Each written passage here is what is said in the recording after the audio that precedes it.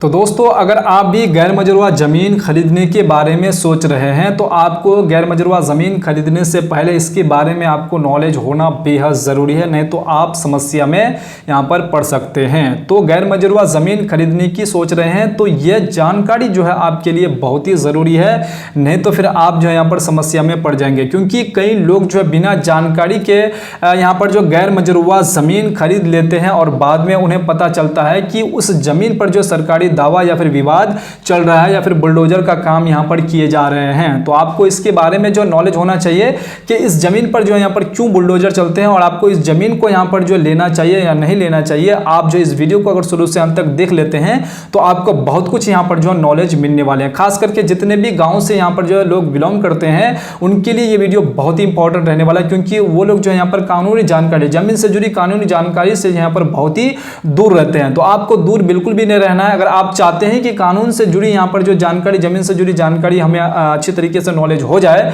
तो आप इस चैनल को सब्सक्राइब करके जरूर रखिएगा, क्योंकि मैं इस चैनल पर इस तरह की वीडियो अपलोड हमेशा जो यहाँ पर आप लोगों के लिए, खास करके आप लोगों के लिए करता रहता हूँ। तो आइए इस वीडियो में मैं आपको ये सारी बातें यहाँ पर जो कवर करने वाला हूँ। ये वीडियो आप लोगों के लिए बहुत ही इंपॉर्टेंट रहने वाला है। गैर मजरूआ जमीन क्या होती है, जमींदार रिटर्न जमाबंदी क्या है, उसके बाद जमीन खरीदने से पहले कौन सा सर्टिफिकेट यहाँ पर जो है देखना जरूरी है, उसके बाद जो यहाँ पर और इस जमीन को यहाँ पर खरीदते समय कौन कौन सी कानूनी यहाँ पर जो सावधानियां रखनी चाहिए, तभी आपको ये जमीन खरीदनी चाहिए। अन्यथा अगर आप ये सारी यहाँ पर जो गलती करेंगे तो फिर आप बहुत बड़ी समस्या में यहाँ पर पड़ सकते हैं। चलिए सबसे पहले ये चीज समझ लेते हैं कि गैर मजरूआ जमीन क्या होती है, क्योंकि बहुत सारे लोगों को यह भी पता नहीं है कि गैर मजरूआ जमीन क्या होती है। गैर मजरूआ जमीन वह जमीन होती है जो पहले जमींदारों के नियंत्रण में थी, लेकिन बाद में भूमि सुधार कानून के बाद उसका जो है यहाँ पर उसका रिटर्न जो है यहाँ पर सरकारी रजिस्टर में यहाँ पर दर्ज किया गया। उसका जो जमाबंदी है वो सरकारी रजिस्टर में यहाँ पर जो है दर्ज किया गया। उसके बाद ऐसी जमीन का सही रिकॉर्ड देखने के लिए जो है जमींदार रिटर्न और जमाबंदी यहाँ पर जो रिकॉर्ड बहुत ही महत्वपूर्ण यहाँ पर माना जाता है कि किसके यहाँ पर जो नाम से जमाबंदी यहाँ पर जो रजिस्टर 2 में यहाँ पर किसके नाम से है। तो ये बहुत ही महत्वपूर्ण यहाँ पर जो है रह जाता है। तो जमींदारी रिटर्न एक ऐसा दस्तावेज होता है जिसमें यह जानकारी होती है कि जमींदार के पास जो कुल कितने जमीन थी और उससे यहाँ पर जो किस किस व्यक्ति को यहाँ पर जमीन बेच दी गई है। तो ये सारी रिकॉर्ड जो है यहाँ पर रहती है। अगर आप कोई जमीन खरीद रहे हैं तो ये जरूर आपको जांच कर लेनी है कि जमीन का जमाबंदी रिकॉर्ड सही है या नहीं, जमीन किसके नाम पर यहाँ पर दर्ज है और उस जमीन पर सरकारी दावा तो कोई व्यक्ति यहाँ पर जो है क्लेम तो नहीं है। ये चीज आपको चेक कर लेना बेहद जरूरी है, नहीं तो फिर आप बाद में यहाँ पर फंस जाएंगे। उसके बाद जो है आपका जमीन पर कोई मुकदमा या फिर विवाद तो नहीं चल रहा है, तो ये सारी चीज आपको चेक कर लेनी है। ये सारी चीज अगर चेक कर लेते हैं और सारी जानकारी अगर सही पाई जाती है तो जमीन खरीदना सुरक्षित माना जाता है, आप वो जमीन खरीद सकते हैं। अब ये कानूनी सलाह यहाँ पर क्या है आपको जानकारी होना चाहिए। ये कानूनी तौर तरीके से अगर आप ये जमीन खरीदेंगे तो आपको यहाँ पर कोई भी विवाद नहीं होंगे, आपके जमीन पर कोई भी बुलडोजर नहीं चलने वाले हैं। कानूनी सलाह यहाँ पर जो इस वीडियो में मैं आपको बताने वाला हूँ, इस वीडियो को आप शुरू से अंत तक जरूर देखिएगा।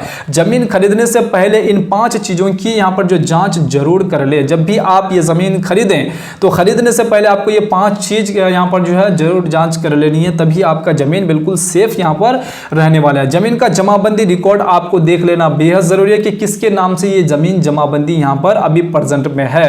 उसके बाद जमीन का खाता खेसरा और रकबा मिलान आप जरूर कर ले कि जो जमीन जो प्लॉट आप ले रहे हैं वो प्लॉट बिल्कुल जमीन के हिसाब से और पेपर के हिसाब से और जो नाम जो बेच रहे हैं उसके हिसाब से सही है कि नहीं। अगर ये सारी चीज सही है तो फिर वो जमीन आपको खरीदना सही है। उसके बाद जमीन पर कोई यहाँ पर जो कोर्ट केस या फिर विवाद तो नहीं है, ये भी आपको चेक कर लेना बेहद जरूरी है। जमीन का यहाँ पर म्यूटेशन और दाखिल खारिज रिकॉर्ड देख ले, ये बहुत ही इंपॉर्टेंट है। ये चीज आपको जरूर देख लेनी है। अगर मान के चलिए बहुत ही लंबा समय से उस जमीन का दाखिल खारिज नहीं हुए हैं तो आपको वहां पर रुकना चाहिए। हो सकता है कि उस जमीन पर किसी न किसी तरीके से कोई विवाद यहाँ पर जरूर चल रहे होंगे, जिस कारण से उस जमीन का यहाँ पर जो म्यूटेशन वगैरह यहाँ पर नहीं किए होंगे या फिर नहीं हुए होंगे।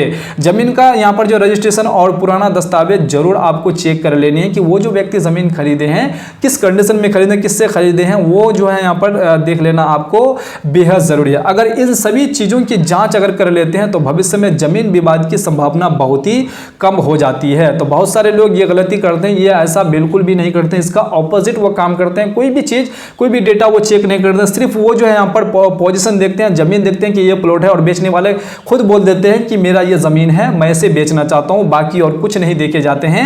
और आप जो है यहाँ पर जो है जा करके जमीन रजिस्ट्री कर लेते हैं, लाखों का पैसा आपका डूब जाता है। और आप जो है यहाँ पर जमीन रजिस्ट्री करने के बाद आपका जब म्यूटेशन नहीं होते हैं तो फिर आप यहाँ पर जो कोर्ट कचहरी का चक्कर लगाते हैं और आपसे कोई व्यक्ति यहाँ पर जो क्लेम कर देते हैं कि ये जमीन मैंने भी यहाँ पर खरीदी है और आपसे पहले खरीदी है और म्यूटेशन भी मैंने करा लिया है, तो उस समय आप क्या होंगे, फंस जाएंगे, आपका पैसा बर्बाद होगा और आपका समय भी बर्बाद होंगे और आपको कोर्ट कचहरी का चक्कर भी यहाँ पर लगाना पड़ सकता है। तो इसलिए अगर आप चाहते हैं कि कोर्ट कचहरी का चक्कर ना लगाए तो आपको जो इस प्रकार की जमीन खरीदने से आपको बचना चाहिए। और आपको जमीन खरीदने से पहले ये सारी चीजें आपको, ये डिटेल्स आपको जरूर चेक कर लेनी। अगर आप चेक नहीं करेंगे तो फिर आप समस्या में यहाँ पर पड़ सकते हैं। तो दोस्तों, अगर आप गैर मजरूआ जमीन खरीदने जा रहे हैं तो आपको यहाँ पर जो है बिना यहाँ पर जो सही जानकारी के, बिना सही जांच के जमीन आपको यहाँ पर जो कभी भी नहीं खरीदनी चाहिए। अगर आप खरीदेंगे तो फिर आप बहुत बड़ी समस्या में यहाँ पर पड़ सकते हैं। तो दोस्तों, अगर आपको ये वीडियो जरा सा भी अगर इंफॉर्मेशन लगा है तो प्लीज वीडियो को लाइक और चैनल को सब्सक्राइब करना बिल्कुल नहीं भूलिएगा, क्योंकि मैं इस चैनल पर इस तरह की वीडियो अपलोड करता रहता हूं। अगर आप इस चैनल को अभी सब्सक्राइब नहीं किया तो सब्सक्राइब कर लीजिए, और आप मेरे अगर डेली व्यूअर्स हैं तो आप प्लीज वीडियो को लाइक करके जरूर जाइएगा, क्योंकि मैं इस चैनल पर जो इस तरह की वीडियो जो है यहाँ पर हमेशा अपलोड करता रहता हूँ, खास करके आप लोगों के लिए। तो चलिए फिर से मिलता हूँ इसी प्रकार से दूसरे वीडियो में दूसरे कंटेंट के साथ। तब तक के लिए आप अपना ख्याल रखिएगा। वीडियो देखने के लिए आपका बहुत बहुत धन्यवाद।